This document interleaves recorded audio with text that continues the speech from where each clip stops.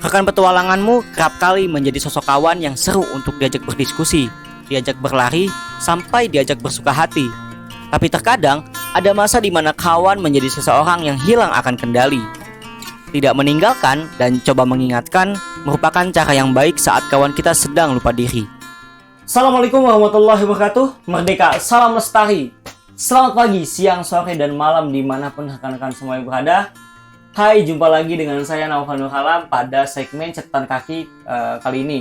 Wabah pandemi COVID-19 yang waktu itu melanda Indonesia di awal Maret tahun 2020 hampir-hampir membuat mental saya down. Bayangkan saja, kurang lebih sekitar 5 bulan kita semua ya, dan saya juga harus berdiam diri di rumah dan tidak bisa melakukan kegiatan aktivitas seperti biasanya, apalagi untuk kegiatan-kegiatan outdoor. Nah, seperti mendaki gunung ini. Akhirnya pada bulan November kemarin, pada saat itu kasus COVID sudah agak sedikit mereda. Saya bersama dengan rekan-rekan saya yang posisinya waktu itu lagi di Indramayu kembali melakukan kegiatan pendakian. Nah, pendakian kali ini kita mencari daerah-daerah yang nggak jauh nih dari Indramayu gitu. Hanya sekedar untuk merefreshingkan diri ya kan, karena saking rindunya dengan kegiatan pendakian. Waktu itu bersama dengan rekan-rekan saya dari Indramayu, kami berangkat ke arah Bandung, tepatnya ke daerah Cisarua Lembang ya. Bandung waktu itu ke Gunung Burangrang. Nah, seperti apa serunya kegiatan pendakian pada saat itu? Baiklah, semuanya akan saya jelaskan dan akan saya ceritakan di sini di catatan kaki Naufal yang keempat, and silahkan menyimak.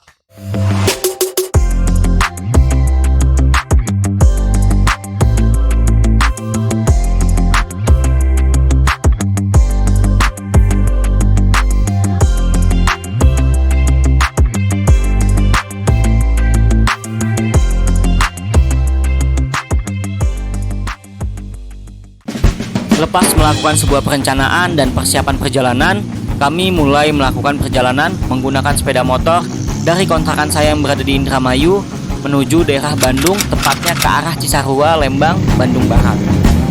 Dengan menahan beratnya beban carrier yang lumayan membuat tenaga kami sudah terkuras sebelum pendakian, perjalanan pagi menggunakan motor ini rasanya sudah sangat berat. Gas motor ditarik melewati jalur Lembang sambil menahan beban selama kurang lebih 5 jam perjalanan. Kami pun tiba di salah satu basecamp pendakian Gunung Burangrang, yakni basecamp Legok Haji. Jika dilalui menggunakan motor, jalur menuju basecamp ini lumayan menantang adrenalin karena faktor jalur yang sempit dan berada di samping tebing yang hanya bisa dilalui oleh satu motor saja. Ditambah kondisi motor harus dalam kondisi fit, juga jalurnya yang menanjak, ini saja membuat mental kami down. Luar biasa, tolong.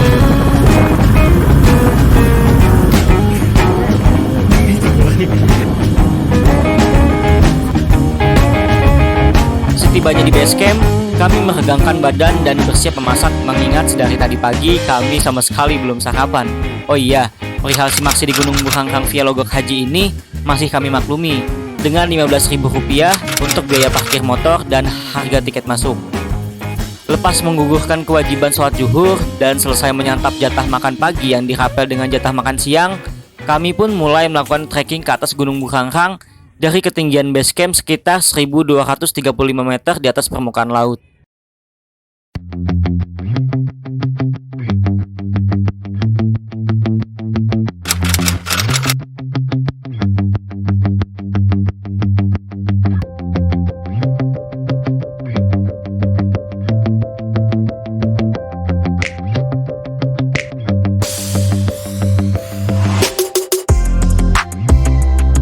Selangkah demi selangkah dilewati menuju titik entah di mana kita harus berhenti.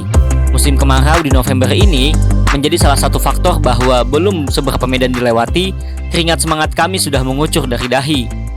Oh iya, mengenai sejarah dari Gunung Burangrang, Gunung Burangrang merupakan salah satu dari hasil letusan besar Gunung Sunda di zaman prasejarah. Adapun gunung-gunung lain yang terbentuk akibat letusan itu yakni Gunung Manglayang, Gunung Tangkuban Perahu, dan Gunung Bukit Tunggul. Beberapa gunung tersebut berlokasi tidak jauh dari Gunung Burangrang.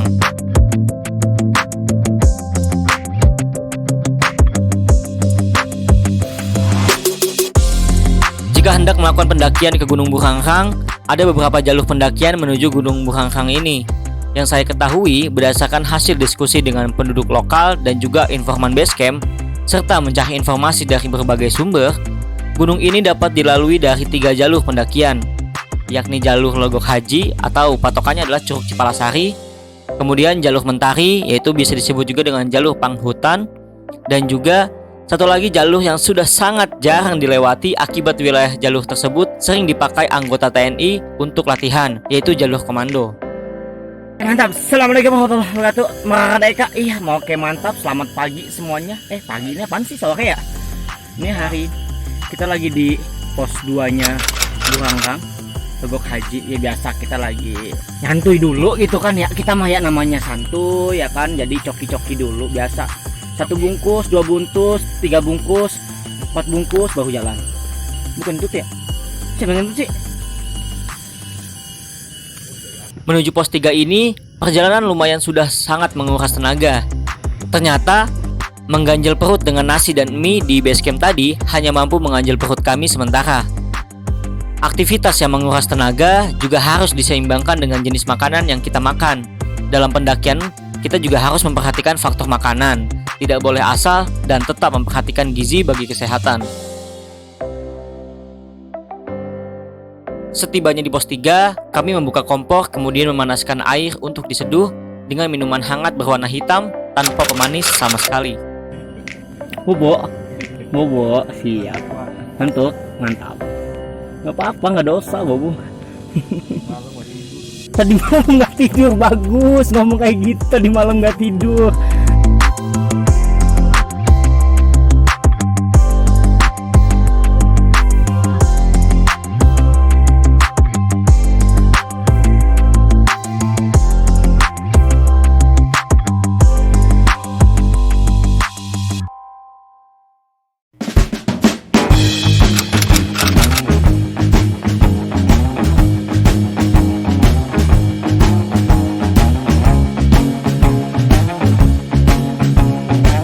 Jalur semakin ke atas semakin sulit.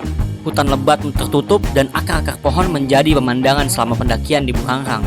Untungnya, kami bertemu dengan beberapa kawan yang berasal dari Bandung. Kami pun berbincang dan saling memberikan semangat. Entah kenapa, belum sempat kami mendirikan tenda, lagi-lagi saya merasa sangat lelah. Mungkin karena mengantuk akibat kebiasaan buruk yang sering dilakukan. Begadang saat prepare barang karena khawatir akan terlambat dan kesiangan saat ingin berangkat. Dalam melakukan pendakian, kita juga harus dalam kondisi fit. Selain sehat, kita juga harus cukup akan istirahat. Agar saat melakukan pergerakan yang cukup menguji adrenalin, kita tidak mudah merasa lelah.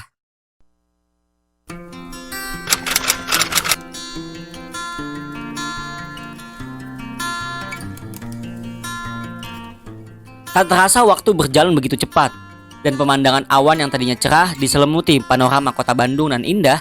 Kini pendakian kami ditemani oleh malamnya kota Bandung yang tak kalah cantik. Pendakian kami terus berlangsung hingga matahari terbenam.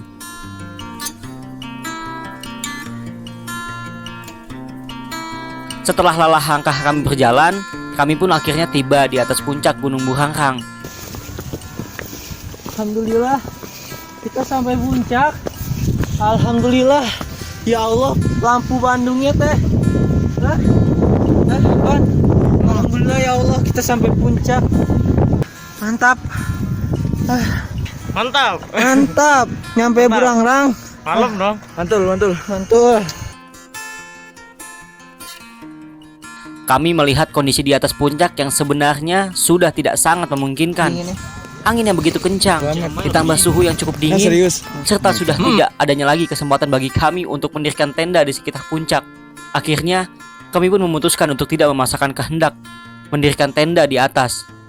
Beberapa dari kami kembali turun ke bawah untuk mengecek lahan untuk kami mendirikan tenda.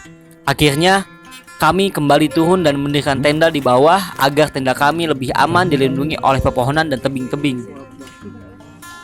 Kami pun melepas penat malam itu dan istirahat sejenak untuk malam ini.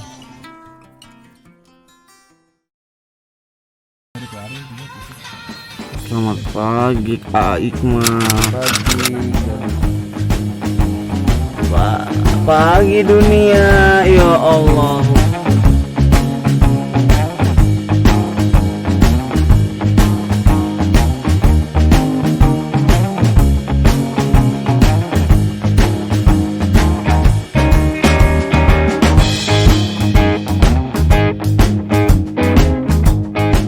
Sinar matahari membangunkan kami semua dari tidur yang lelap. Senyum dari sang mentari menjadi ucapan selamat pagi yang tak kalah romantis dengan ucapan selamat pagi dari sang pujaan hati. Matahari pagi ini seakan-akan mengembalikan rasa semangat secara langsung kepada kami yang kemarin seakan hilang akan tenaga. Sifat mentari yang hangat kadang suka dilewati saat kita sedang berada di kota. Maka dari itu, kami tidak ingin menyesal akibat tidak menikmati hangatnya mentari dan mensyukurinya pagi ini. Pada pendakian kali ini, kami berjumlah 7 orang. Selain saya, ada Raffi, Ipul, Hadid, Adri, Irfan, dan Iqmal. Kami bertujuh berniat melakukan pendakian ini untuk sekedar melepas penat dan sekedar menghibur diri untuk menciptakan ketenangan hati dari suasana alam bebas. Bandung hari ini sangat cerah dan bersahabat. Kami pun dengan bebas melepas beban dan berdiskusi ringan dengan para sahabat.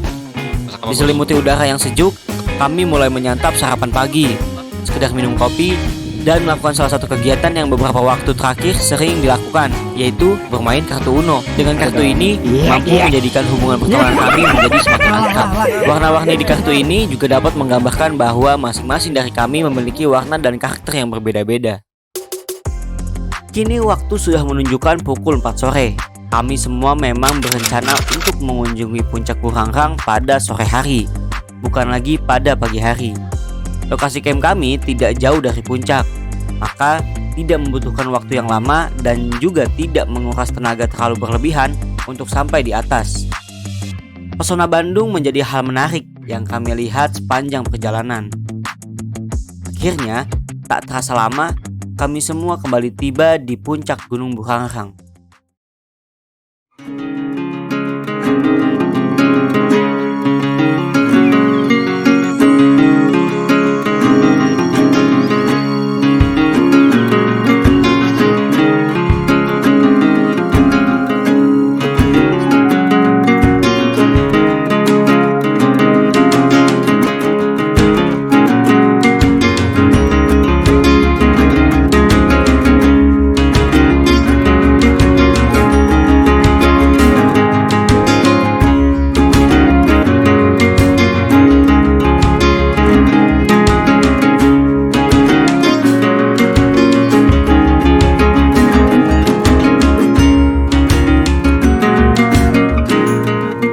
Salah satu hal menarik di pendakian kali ini adalah salah satu dari kami mengatakan bahwa pendakian Gunung Burangrang adalah pendakian pertamanya, khususnya bagi Iqmal.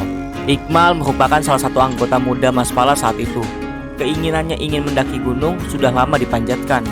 Iqmal begitu sangat semangat dan bahagia saat tiba di atas puncak. Mungkin bagi beberapa orang yang sering melakukan pendakian pada awalnya pun sama. Begitu juga saya, semangatnya masih sangat muda, masih sangat bergejolak. Kobaran api di dada rasanya ingin terus membakar jiwa. Dan hal itu pun juga masih tertanam di jiwa saya sampai sekarang. Saya dengan Iqmal pun sama-sama memiliki jiwa muda yang masih membara.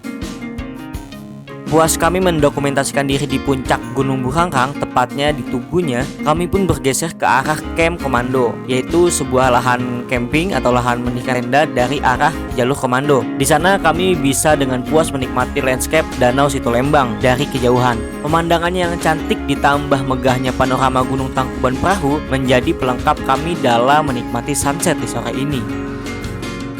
Oh iya, kami sengaja memilih sore hari untuk berada di atas puncak. Dan bagi saya, ini adalah sunset pertama di atas gunung. Menikmati matahari terbenam dengan sendirinya.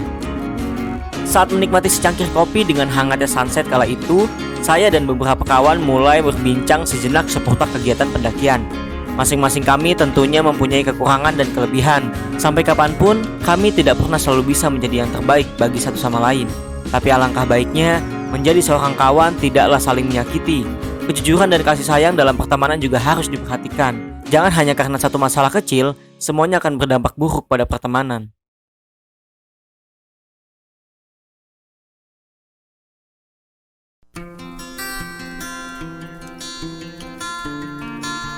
Kita pernah mendengar sepatah kalimat mengenai makna dari pendakian. Jika kamu ingin mengetahui sifat asli dari seseorang, maka ajaklah mereka untuk mendaki gunung. Di sana, kamu akan dapat melihat seperti apa karakter aslinya dalam kehidupan, entah karakter baik atau karakter buruk. Tapi bagi saya, hal ini jangan pernah dijadikan standar utama dalam berkawan. Kita tidak perlu menjadikan ini sebagai tujuan utama dalam pendakian. menjadikan pendakian sebagai cara untuk melakukan seleksi siapa saja teman yang terbaik bagi kita. Kita tidak akan pernah menjamin orang yang menurut kita tidak baik. Ternyata dia adalah orang yang hadir dengan sisi positifnya, bahkan menjadi pengingat kepada kita dengan caranya yang unik. Selama trekking turun, saya pun kembali saling berbincang dengan beberapa kawan, mengevaluasi pendakian saat ini. Sebenarnya, di balik serunya pendakian ini, banyak sekali hal-hal yang mengganjal perasaan. Baik dari kesalahpahaman karena miskomunikasi, ataupun hal-hal yang tidak sesuai dengan komitmen dan perencanaan di awal. Hal ini tentu saja tidak boleh terulang kembali, karena akan menjadi hal yang fatal dan berbahaya dalam pendakian. Jika komunikasi dalam tim saja masih kurang, ini juga dapat berakibat fatal pada nyawa seseorang. Tapi di balik kesalahan yang kawan kita lakukan, ataupun kesalahan yang kita perbuat, janganlah sampai memutus tali persaudaraan dengan kawan kita. Bagi saya, makna berkawan adalah untuk tetap memberikan semangat, saling mendukung, saling menyayangi, dan tentunya selalu mengingatkan dan tidak meninggalkan kawan kita saat ia sedang melakukan sebuah kesalahan. Wajar bagi setiap insan jika melakukan kesalahan. Yang tak wajar adalah meninggalkan seseorang yang telah lama berada di dekat kita hanya dengan satu kesalahan.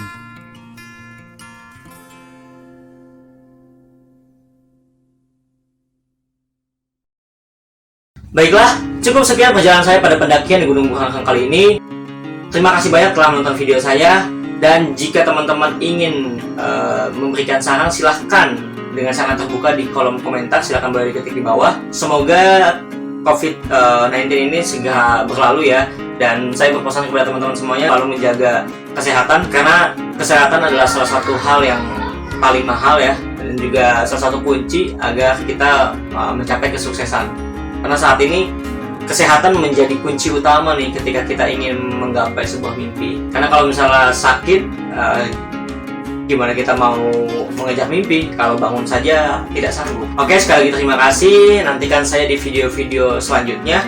Nantikan saya juga di video perjalanan yang lebih hebat dari biasanya. Saya pamit undur diri. Wabillahi taufiq wal hidayah. Assalamualaikum warahmatullahi wabarakatuh. Merdeka, salam lestari, salam pengetahuan, salam petualangan, dan saya Naufal.